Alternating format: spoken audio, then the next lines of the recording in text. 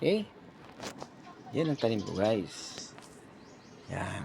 Tapos may malunggay. Tapos nilagyan ko siyang lambat guys para di siya pasukin ng mga hayop. Kasi apak-apakan ng mga pusa yan guys eh.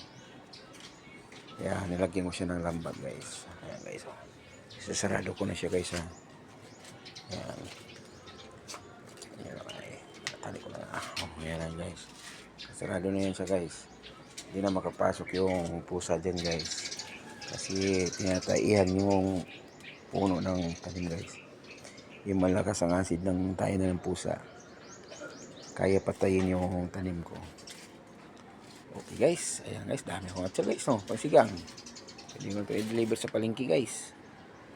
Para kahit paano eh makapitipid. Kali. Good morning Kali. Ano gawa mo dyan Kali? Okay guys. Ito naman tayo guys. Ay ito pala guys oh. Sino nakakaalam na sa inyo guys kung anong halaman to guys? Paki-comment section na lang guys. Kasi namumunga rin siya guys oh.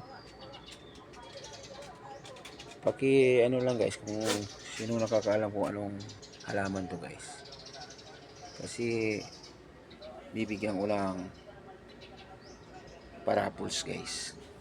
Kung sino makasagot kung anong halaman to guys. Oh, kita mo yan? Oh. Halaman yan guys ha. Nagagamot yan. Anong klaseng gamot yan? Ito, alam nyo na to kung anong dahon to. Ito ang tinatanong ko guys ha. Ito. Yan. Itong namulaklak ha. Anong halaman yan? Pag-comment section dyan. Baka okay dyan. Okay. May kung sino makahula. May pachikas ako guys. Kahit paano pang-load nyo guys. Okay guys. Kung sino makahula. Pakilagay ang Gcash nyo ha. Papadalhan ko kung sino makakahula guys. 300 guys. Pang-load.